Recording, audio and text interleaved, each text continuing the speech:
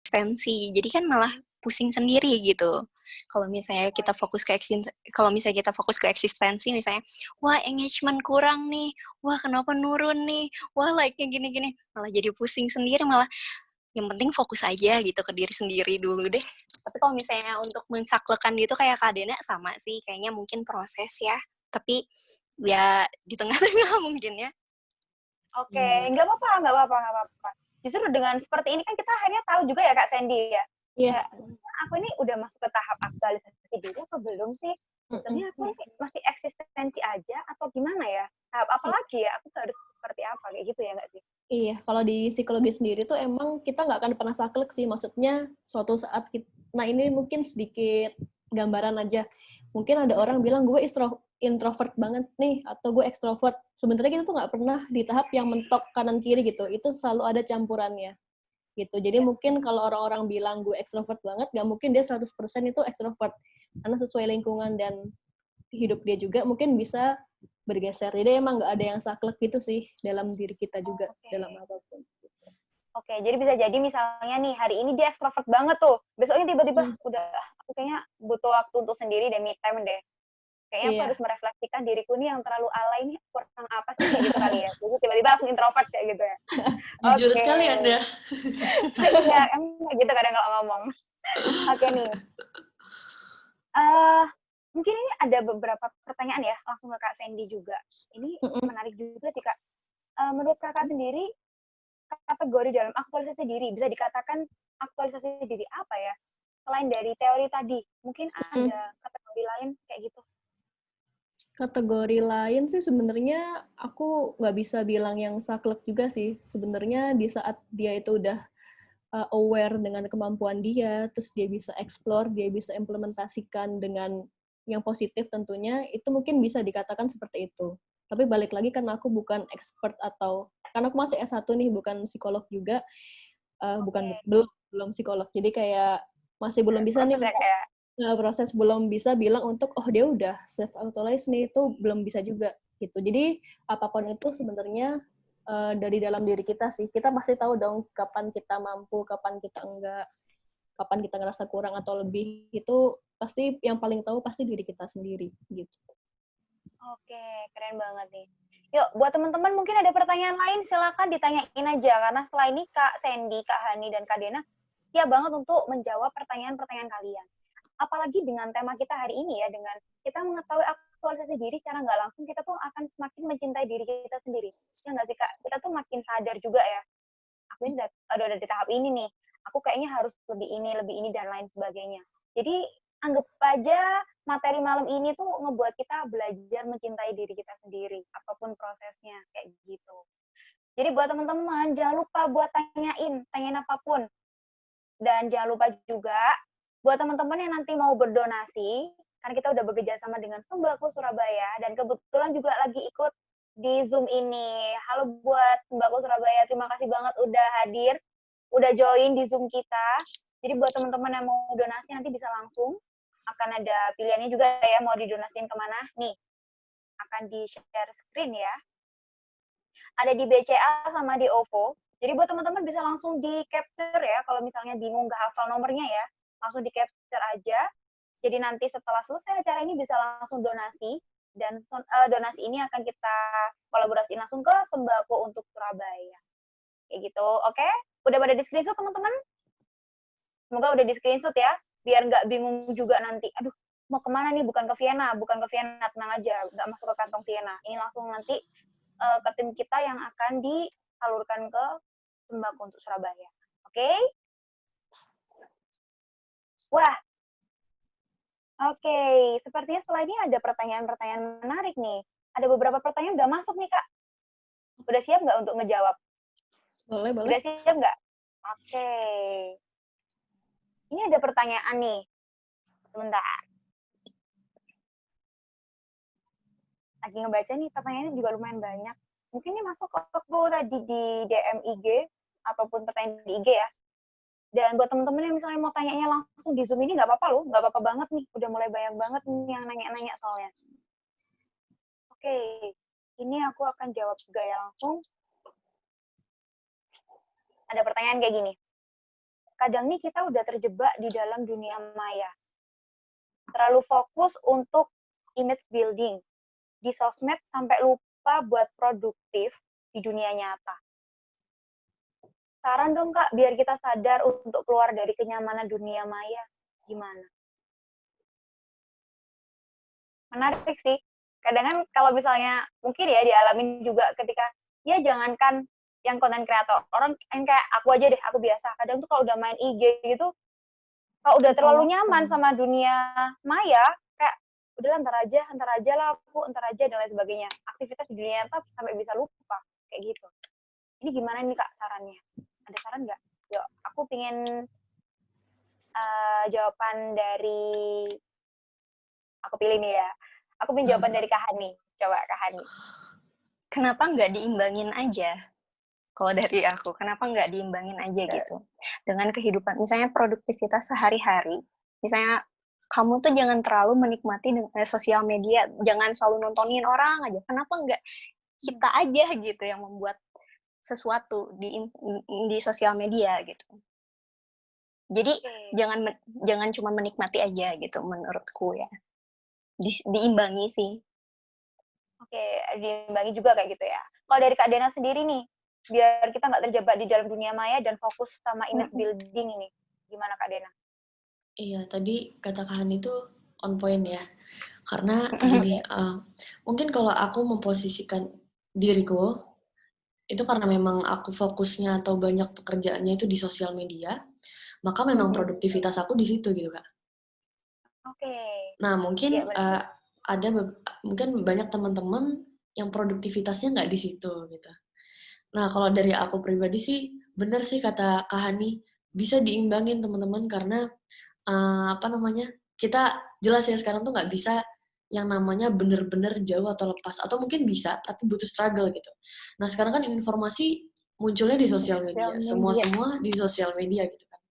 Jadi memang cukup sulit mungkin kalau anak milenial tentunya, terutama ya, untuk ninggalin sosial media itu sendiri. Jadi kalau misalnya memang masih mau melakukan produktivitas selain daripada sosial media, ya time management adalah kunci gitu intinya. Oke. Kalau dari aku. Intinya dunia nyata juga bisa kok untuk kita produktif kayak gitu ya. Harus imbang juga, harus bener-bener ya sadarlah kayak gitu. Iya, mungkin balik lagi sih kalau misalnya teman-teman sudah menemukan tujuannya dalam kehidupan ini, fokuslah ke tujuannya gitu. Jangan sampai terbengkalai dengan hal-hal kecil yang sekiranya bisa ngeganggu hal-hal besar yang mau kita capai. Oke, bagus banget nih jawabannya. Oke, kalau dari Kak Sandy sendiri nih, pasti lebih paham juga nih sama yang kayak gini kan. Gimana nih Kak, biar ada saran kan untuk kita keluar dari, ya, terjebak di dalam dunia maya, biar kita tetap produktif di dunia nyata, tanpa, nggak terlalu fokus untuk image building kita. Gimana nih Kak? Oke. Nah, aku setuju sih sama Kak Dena dan Kak Hani. Itu udah hampir sama jawaban aku, cuma mungkin aku akan lebih praktikalnya gimana mungkin ya. Tadi benar, time management sama targetnya kayak gimana.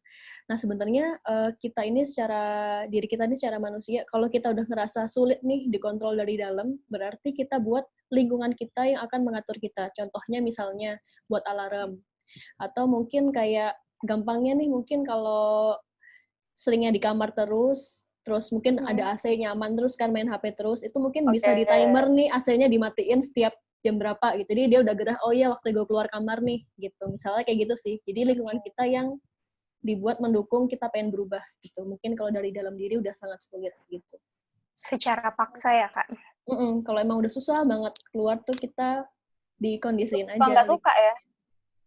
Iya nggak sih? Kayak semacam suka nggak suka, ya udah berarti mau gimana lagi gitu ya. Suka nggak suka kita harus berubah gitu. Oke, keren. Tapi Jadi itu benar banget sih. Sorry. Itu benar banget sih Kak Sandy. Aku curhat cerita sedikit ya. Emang aku kan ini ya, suka banget tidur orangnya. Sama Apalagi sama ya. kayaknya kita adalah perkumpulan wanita-wanita suka tidur. Oke. Mari kita bikin geng ya. Oke, setelah ini ya. Jadi aku tuh kadang tim rebahan, kadang supaya memotivasi supaya nggak terus-terusan nyaman gitu, nggak terus-terusan rebahan itu dengan cara aku tidur di luar, nggak tidur di kamar. Oh iya benar. Jadi itu benar banget, maksudnya ketika kita kondisiin yang di luar tubuh kita atau di luar diri kita untuk bisa mensupport kita lebih produktif atau mencapai sesuatu yang tadinya nggak bisa karena diri kita emang terlalu nyaman rebahan, itu sangat Terlalu mager. mensupport sih. Maksudnya eksternal, dunia-dunia eksternal atau benda-benda eksternal tuh benar-benar mensupport dan itu it works banget kalau di aku. Oke. Nah, mungkin dari teman-teman bisa dicoba ya. Kalau misalnya di Langsung rumah ada udah contoh terlalu nyaman, berarti. langsung dicoba, langsung nggak usah pakai nunggu-nunggu tahun depan keburu nikah ya Bu ya. Jadi langsung aja di. Aduh, tapi kalau untuk Kak Sandy ya mundur aja sih aku, kan udah duluan ya Kak ya. Oke. Ini ada pertanyaan kedua nih. Kita langsung move ke pertanyaan selanjutnya ya. Ini ada pertanyaan nih. Cara menghadapi rasa insecure yang tinggi. Mau berkarya tapi ngerasa belum pernah cocok dan belum hebat dalam suatu bidang. Gimana nih Kak? Coba dari Kak Sandy dulu nih. Aku pengen dari Kak Sandy. Coba. Oke, tadi pengen bikin karya tapi ngerasa kurang gitu ya? Iya, insecure-nya tinggi banget tuh Kak. Tinggi. Nah, berarti kalau dari aku, kamu atau yang tanya ini cari tahu dulu nih, kira-kira tuh sumbernya dari mana. Kalau kita udah tahu sumbernya, misalnya karena orang tua nggak mendukung, atau mungkin dia ngerasa nggak pede karena mau bikin konten kamera atau ini jelek, jadi kayak buram atau gimana. Mungkin dia bisa, dari itu juga kan problemnya. Atau mungkin hal lain, mungkin dia ngerasa belum siap secara materi atau apa, itu dicari tahu dulu sumbernya. Begitu udah tahu, kalau dia ngerasa udah bisa menyelesaikan sendiri, bisa coba dicari solusinya, tapi kalau misalnya nggak ada, bisa minta tolong bantuan orang lain. Gitu. Kalau dari aku sih itu, cari sumbernya dulu, apa yang bikin insecure-nya. Oke, cari dulu sumber yang bikin kita nggak insecure. Apaan sih? Yang bikin kita tuh insecure sama diri kita sendiri ya gitu ya. Nah, kadang tuh manusia ya penuh dengan kesalahan, ngomong aja salah, belibet kayak gitu. Oke, buat kalau Kak Dena gimana nih Kak? Iya, tadi poin dari Kak Sandy insightful ya. Insightful banget buat aku, jadi memang cari dulu sumbernya.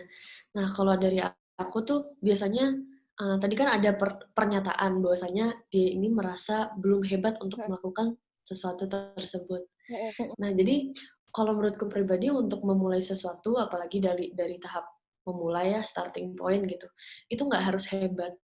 Karena namanya manusia memang kita butuh eksplorasi diri.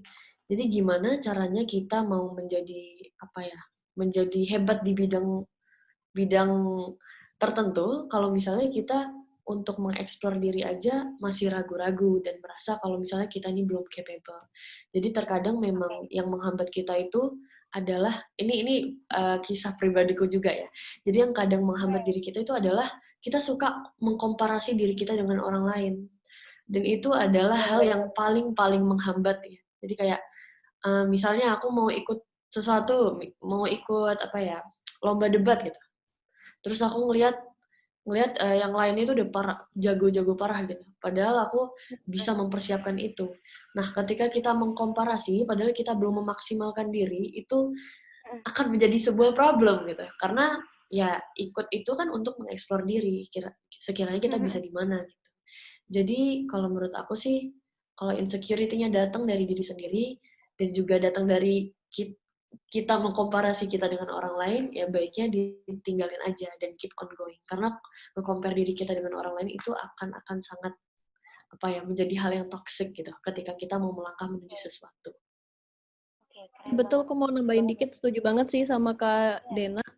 Maksudnya kalau kita membuat sesuatu yang pertama tuh pasti nggak mungkin akan sama dengan buatan orang yang udah ke 100 yang udah bagus gitu. Jadi emang yang pertama bakal jelek ya, emang pasti jelek pasti kalau mau bikin konten atau tulisan apapun ya pasti bakal jelek yang pertama gitu.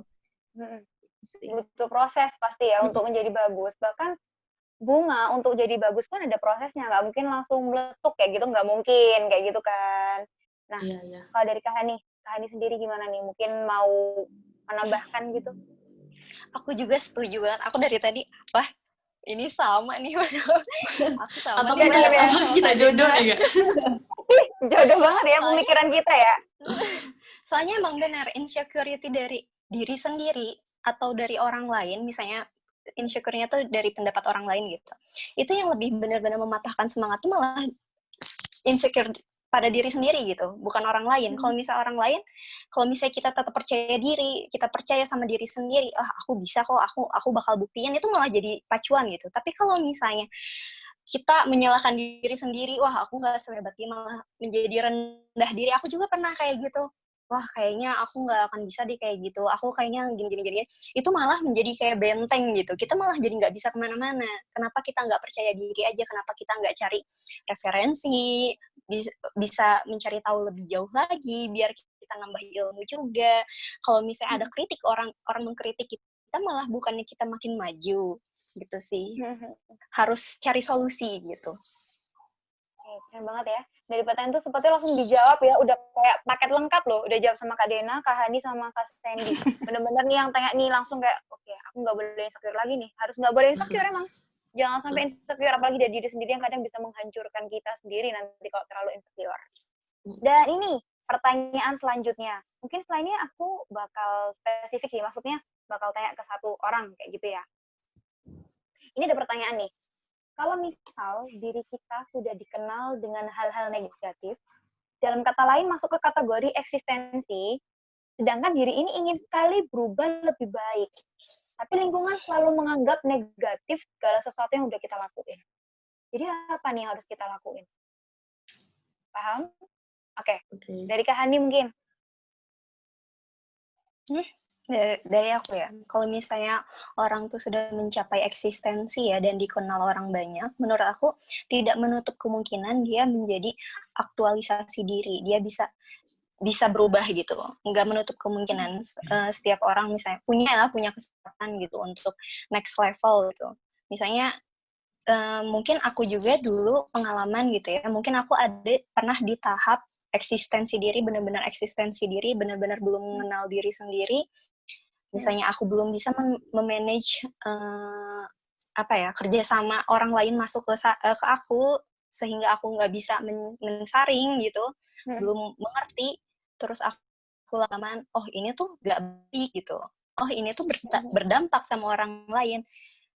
Seiringnya waktu bisa kok berubah, banyak banget contohnya, misalnya ya banyak ya, tapi saya nggak mau nyebut nama, cuman banyak banget gitu influencer yang tadinya dikenalnya dengan eksistensi, mengaktualisasi diri, banyak banget.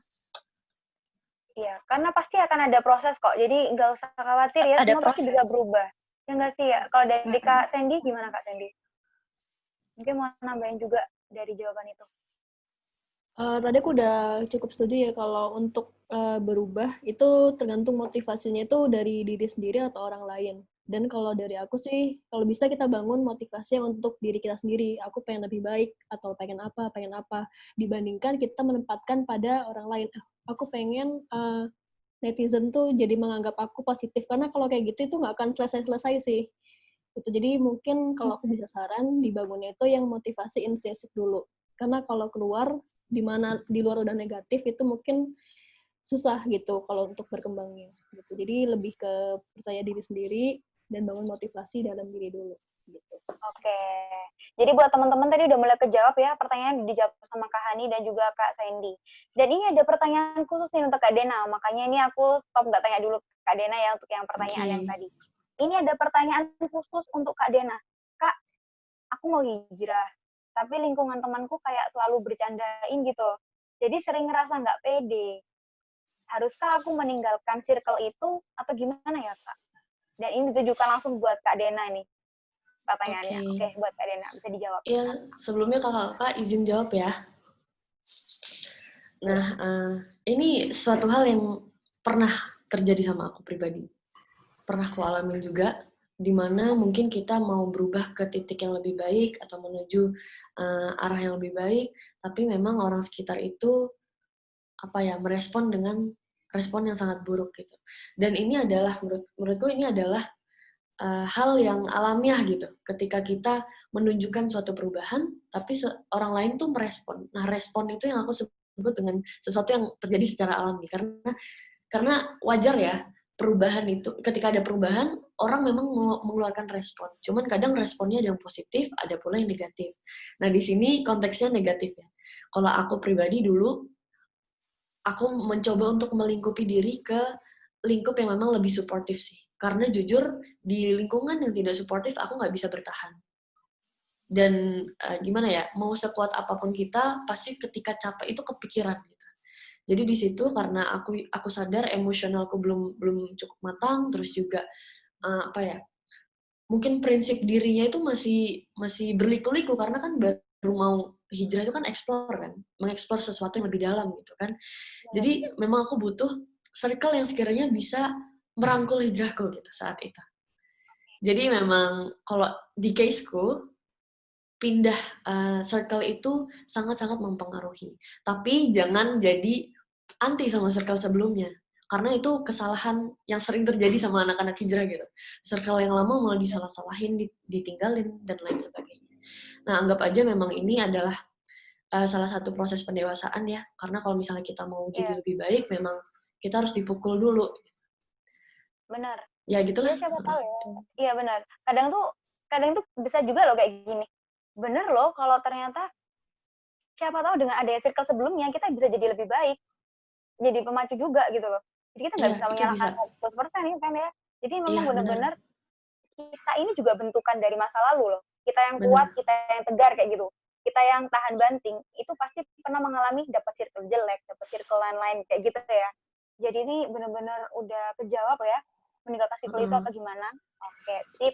Makasih banget buat Kak Dena. Dan ini sebetulnya masih banyak banget ya pertanyaannya, tapi sayang sekali karena waktunya juga mulai menipis ya, kan kita nggak terlalu lama juga untuk live di Zoom ini. Jadi mungkin nanti akan ada beberapa pertanyaan, langsung dijawab sama Kak Hani dan Kak Sandy maupun Kak Dena, tapi melalui Instagram, kayak gitu. Siap ya Kak ya, kalau misalnya mau ngejawab lewat Instagram kayak gitu ya Kak. Oke? Tapi ini ada satu pertanyaan terakhir, nggak apa-apa ya Kak? Boleh ya? Kita kasih ya, ini satu pertanyaan terakhir nih. Oke.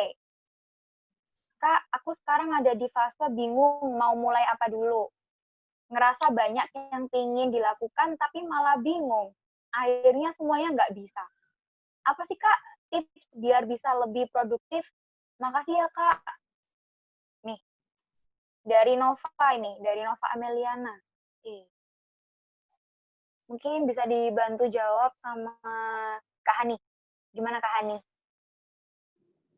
Kalau pengen produktif ya, kenapa nggak dimulai dari, kamu punya catatan nggak? Misalnya jurnal gitu loh, dibikin jurnal, kamu tuh goals-nya apa aja sih dalam 1 bulan? Apa? Aku pengen bisa ini, aku pengen ngelakuin ini, dicatat, misalnya. Terus kamu besok sedikit-sedikit kamu ngelakuin apa dulu gitu, satu-satu gitu. Nggak akan bisa, aku juga sama, punya banyak keinginan, tapi nggak mungkin sekaligus gitu. Misalnya kita pengen baca 4 buku, tapi kan kita harus baca dulu satu persatu gitu. Dicatat dulu sih kalau kata aku, di jurnal dulu. Biasanya aku juga nge-jurnal. Oke, step by step ya Kak ya. Oke, kalau dari Kak Sandy mungkin mau nambahin juga. Iya itu bener ya, maksudnya kalau jurnal itu mungkin bagian dari kita pengen tahu nih kita tujuannya apa. Bantu banget. Kebanyakan itu orang-orang tuh dia lebih fokus ke aku pengen produktif nih, tapi sebenarnya produktif bukan tujuan akhirnya gitu loh. Jadi kayak penting juga untuk kita tuh kenal dengan diri kita sendiri gitu.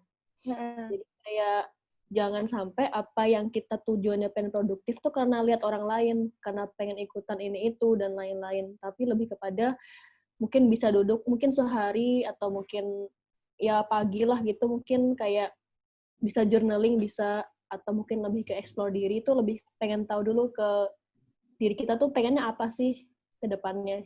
Dihilangkan dulu mungkin kayak produktif kayak si kak ini atau siapa, supaya kita nggak bingung gitu. Mungkin kalau bingung karena terlalu banyak fokus gitu. Jadi betul gitu. Jadi lebih ke diri sendiri dulu aja sebelum kita mau produktif gitu. Oke, sip. Udah mungkin pertanyaan-pertanyaan udah terjawab semua. Karena setelah ini kita langsung move ke segmen 3. Oke, udah masuk ke segmen terakhir ya. Dan aku juga nggak capek-capek untuk ngingetin buat teman-teman yang mau berdonasi, silakan banget. Karena nanti donasi ini akan langsung disalurkan dengan sembako untuk Surabaya gitu. Nih, yang mau donasi bisa langsung ya, jangan lupa di screenshot. Nih, terus ada di BCA sama di OVO, terserah nih mau kemana, mau ke BCA atau mau ke OVO silakan. Jadi nanti langsung kita lagi kolaborasi sama Sembako untuk Surabaya. Jadi nggak usah khawatir. Ini pasti teman-teman ini kalau berdonasi sini pasti akan aman. Oke? Nih, kita langsung masuk ke segmen 3, segmen terakhir. Ya, anggap aja kita udah masuk ya, udah mulai masuk ke puncak acara, ke penghujung acara nih Kak ya. Setelah tadi kita banyak ya menggali sesuatu yang, wow ternyata pemikiran kita bisa sama nih, kayak gitu. Nih, ini ada pertanyaan juga nih. Seringkali banget ini, masyarakat itu lebih memilih mengkritisi karya orang lain daripada membuat karya versi mereka. Apakah ini tuh sebetulnya masuk ke kategori insecure apa enggak ya? Oke, sebetulnya ini masuk ke kategori insecure apa enggak? Oke, mungkin dari Kak Dena bisa jelasin nggak? Oke, lagi-lagi untuk pengkategorian, kita nggak bisa ngeklaim gitu aja sih kalau aku. Karena aku biasanya harus ngobrol dulu sama orangnya, cari tahu kenapa dia nggak mau membuat sesuatu gitu. Tapi yang jelas, kalau dari pernyataan bahwasanya orang itu lebih banyak mengkritisi daripada membuat, itu jelas karena orang itu nggak punya tujuan gitu. Cuman apakah dia insecure atau enggak, kalau aku pribadi nggak tahu, aku nggak bisa klaim. Tapi bisa jadi seperti itu. Mungkin kalau gitu gini aja deh kita breakdown ya. Sebenarnya insecure, ini benar-benar insecure. Insecure itu perasaannya seperti apa sih Kak? Mungkin dari Kak Sandy ya bisa jelasin dulu untuk insecure sendiri dari sudut psikologi itu kayak gimana? Oke. Kalau ini aku belum baca-baca nih tentang insecure, cuman kalau yang dari aku tahu, insecure itu adalah perasaan tidak aman gitu, atau merasa dia tuh terancam gitu akan suatu hal. Itu mungkin bisa datang dari problem dalam dirinya juga gitu. Terus kalau mau nyambung di yang tadi sedikit itu, kenapa kok banyak orang nih bisa nyinyir ataupun kritik karya orang lain? Itu mungkin pertama, mungkin karena dia tuh terlalu ngefans atau terlalu suka sama orang itu. Jadi dia berharap orang ini tuh sempurna gitu. Jadi apa ya? Jadinya nggak masuk akal aja gitu. Jadi kayak kok dia makannya tangan kanan, tangan kiri. Jadi itu kayak karena terlalu dia entah gimana gitu kan. Iya kan? Jadi karena dia terjadi ya. Jadinya kayak berharap si idolnya ini tuh sempurna sesuai gitu. Ekspektasinya dia. Sesuai ekspektasi dia, padahal kan tuh bukan tubuh dia dan bukan hidup dia gitu. Ya yang ngelakuin kita, kenapa lo yang susah kayak gitu ya? Kasar kayak gitu ya. Oke nih. Oke. Tadi kan Kak Dena sempat nyaut tuh, iya pernah. Pasti Kak Hani juga pernah ya kayak gitu ya Kak? Oh, pernah banget. Kayak bikin konten tuh tiba-tiba, tapi kayak orang tuh kayak nggak suka gitu. Kak Dena kok bikin konten begini? Kak Hani kok bikin konten kayak gini sih? Pasti ya kayak gitu-gitu ada ya Kak ya? Ada. Oke, ada nih. Oke. Mungkin setelah ini kita langsung nih ya. Ajakan nih mungkin ya. Bukan deh. Jangan ajakan dulu deh.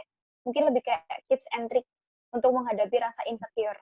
Ini kayaknya penting banget nih penting banget buat kita, buat teman-teman juga. Pasti insecure, jangan kan gitu. Terlepas orang tuh pasti susah, pasti iya pernah lah dia ngalamin nama insecure. Tips and trick-nya. Kalau dari Kak Hani, mungkin mau ngasih tips and trick dulu. Pasti semua orang secantik apapun, seganteng apapun, pasti sesukses apapun, pasti ada rasa insecure ya. Pasti ada sedikit aja, nggak mungkin nggak ada gitu. Jadi menurut aku tips and trick-nya jangan fokus sama si rasa insecure tersebut gitu. Fokus pada ya udah, ini loh saya, ini loh aku. Gak apa-apa, berdamai dari diri sendiri aja. Terus kenali diri sendiri, kemampuannya apa. Terus jangan takut dikritik gitu. Pokoknya jangan takut deh. Justru kalau kritik itu malah membangun gitu. Misalnya kamu dikritik ini, misalnya dicibir ini. Ya nggak apa-apa. Tapi jangan berfokus gitu. Tapi cari solusi gitu. Menurut aku sendiri sih gitu. Oke. Terus dari Kak Dena, mungkin ada tips and trick ini buat teman-teman untuk menghadapi rasa insecure. Iya. Dalam proses mengaktualisasi diri ya tentunya. Jadi benar tuh tadi kata Kak Hani, aku setuju banget. Kadang tuh kita terlalu insecure sampai lupa mau ngapain gitu. Jadi kalau menurutku sih it's okay to be insecure, to feel insecure, tapi jangan terus-terusan ada di situ gitu. Kita juga harus melangkah gitu kan. Kan mungkin kalau insecure tuh kita diingetin lagi kali ya, Iya. untuk bisa melangkah lebih jauh gitu. Kalau dari aku tips and triknya pertama sih mulai dari eksplorasi diri. Ketika kita mengeksplor diri, itu kita bisa jadi akan mengetahui tujuan kita. Nah, dari situ ketika kita melihat atau mendengar cemoohan dari orang lain atau mungkin dari dalam kita sendiri dan lalu kita mengingat tujuan kita, itu akan lebih lurus gitu. Akan lebih on track lagi karena kita tahu apa yang mau kita capai. Jadi insecurity itu akan menjadi bumbu aja, bukan sesuatu hal yang terus-terusan kita di situ. Gitu. Jadi Oke. ingat akan tujuan, explore tujuan. Oke, explore tujuan yang gitu ya. Benar-benar buat teman-teman mungkin bisa langsung di-highlight ya di pikirannya. Oke, nggak boleh insecure. Ini aku dapat tips nih langsung dari Kak Dena, dari Kak Hani kayak gitu. Dan oke, aku mungkin langsung aja ya ini langsung dari Kak Sandy juga nih. Mungkin langsung rangkumannya ya Kak ya dari perbincangan kita malam ini kayak gimana tentang menjadi diri sendiri dan mengaktualisasi diri kita untuk menghadapi rasa insecure, rasa takut, nggak berkembang dan lain sebagainya. Dari Kak Sandy mungkin bisa langsung dirangkum Kak. Oke, kalau dari aku tentang masalah insecure sendiri, mungkin udah pada tahu juga, tadi kan udah bilang berkali-kali tentang mengenali diri sendiri. Sama, dan juga self-control itu penting. Jadi, maksudnya bener kata Kak Dena tadi, nggak apa-apa kok kita ngerasa insecure itu bisa jadi pengingat. Tapi itu dikasih timing gitu. Maksudnya, oke nggak apa-apa, gue mau sedih, mau marah, tapi dibatasi. Oke, setelah ini mau ngelakuin apa? Targetnya, tujuannya, tadi yang kata Kak Hani bilang. Terus kalau dari yang tadi, mungkin aku mau ulas aja kali ya tentang Ya. self-aktualisasi secara ininya aja biar lebih gampang. Oke, ini. Nah, ini tadi mungkin ada yang beberapa baru lihat ya. Jadi kita ada 5 kebutuhan nih dalam diri kita. Pertama, basic needs ada di kebutuhan fisik dan keamanan atau safety. Terus kita butuh yang paling penting itu love and belongingness dan juga perasaan untuk dihargai. Itu adalah kebutuhan psikologis kita. Sampai akhirnya kita bisa mencapai di aktualisasi diri. Terus tadi Kak Dena cepet tanya, kita mungkin nggak sih naik turun? Itu mungkin banget, karena di sini itu di 4 yang awal nih, yang merah sampai dengan hijau, di sini itu kita bisa selalu naik turun gitu. Jadi di sini motivasi kita tuh bisa berkurang atau menurun ketika kebutuhan itu tuh terpenuhi. Gampangnya misalnya kebutuhan fisik. Kalau kita lapar, pasti kita akan terus meningkatkan motivasinya cari makan, sampai kita ngerasa kenyang. Waktu udah kenyang, maka kita udah nggak pengen lagi. Lalu kita naik ke tahap selanjutnya, safety, sampai dengan di self-esteem sendiri. Nah, bedanya di aktualisasi diri, itu motivasi kita justru meningkat ketika target atau tujuan ini tercapai. Oh, aku udah bisa punya subscriber atau punya follower. Contoh nih secara angka aja ya, 100.000 gitu. Akhirnya dia ngerasa bisa nih, terus dia meningkat lagi, kayak gitu. Terus selanjutnya di sini dikembangkan lagi. Jadi bukan hanya 5. Seiring berjalannya waktu, teori ini juga mengikuti zaman. Kita akhirnya ada butuh nih, namanya kebutuhan kognitif, terus estetik, dan juga akhirnya masuk ke transcendence. Tadi mungkin bisa nyambung ke, Kak Dena bilang, di luar dari diri kita, saat kita udah ngerasa bisa segala macam, tetap ada yang namanya hal-hal eksternal. Kayak mungkin dari si religius, atau mungkin kalau kita terlalu pede dengan diri kita kira kita marah nih saat ada orang lain dapat keberuntungan. Atau mungkin dari sisi yang secara religius juga, itu kita percaya bahwa ada kekuatan lain di luar diri kita. Gitu. Jadi bukan hanya fokus ke diri, tapi udah ke tahap yang lebih universal lagi. Gitu sih.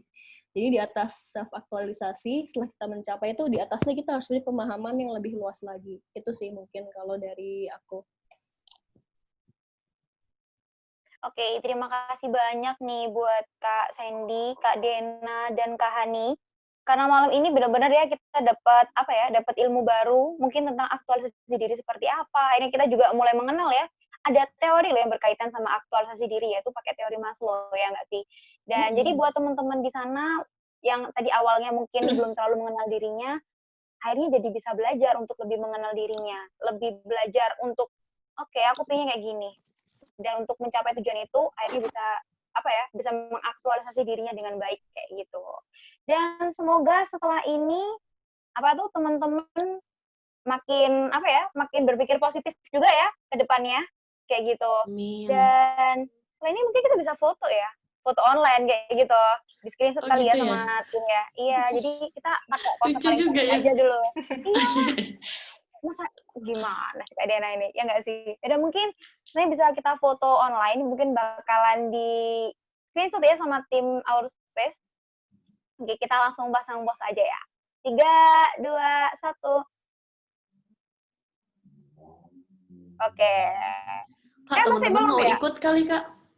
Iya, mungkin buat bisa teman-teman nyalain yuk. Nggak apa-apa kalau mau nyalain video. kamera, Iya. silakan banget nih. Ayo pada nyalain kamera. Lumayan lo bisa satu room, kayak bisa bilang, aku kemarin lo live bareng sama Kak Dena dan Kak Hani, sama Kak Sandy. Kita bilang ke teman-temannya ya nggak sih? Kapan lagi lo bisa bareng sama konten kreator terkenal? Yuk. Buat teman-teman ya bisa nyalain kameranya. Iya, kita foto bareng ya teman-teman. Nah, udah beberapa nih, udah mulai nyalain kamera. Seru banget kayak gini.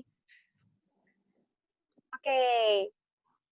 Sambil kita tunggu teman-teman nyalain kamera ya, Kak ya. Oke. Banyak banget rata-rata audiens kita cewek-cewek ini pasti mereka semua adalah follower kedua konten kreator ini sama follower juga dari Kak Sandy nih. Bukan ada dari follower aku ya. Ya Allah. Oke nih. Oke buat teman-teman nih udah mulai banyak semua nih. Yuk nyalain kameranya ya kita foto bareng ya. Yuk. Kita bisa foto bareng setelah ini. Buat teman-teman yuk dinyalain kameranya yuk kita foto bareng. Oke. Udah lumayan deh nyalain kamera ya. Oke, udah lumayan banget ya nyalain kamera. Setelah ini ya kita foto langsung. Oke, udah siap semua ya buat foto langsung ya. Kita akan foto online teman-teman karena kita masih social distancing, nggak bisa langsung jajaran kalau foto ya. Dikira maksudnya dempetan gitu ya. Jadi kita foto online dulu. Oke, bisa langsung kita mulai ya dari sekarang. Yuk yang lain langsung berpose ya. Langsung kasih senyum terbaiknya nih. Oke, 3, 2, 1. Oke, mungkin udah bisa langsung di screenshot ya sama teman-teman Our Space. Jadi nggak usah khawatir, kita udah punya foto online bareng nih. Kapan lagi kita kan satu room sama ya influencer keren banget nih, Kak Hani dan Kak Dena sama Kak Sandy juga. Wah udah dapat nih fotonya nanti. Mungkin akan kita share langsung ya di IG-nya Our Space, bisa dilihat di situ. Oke.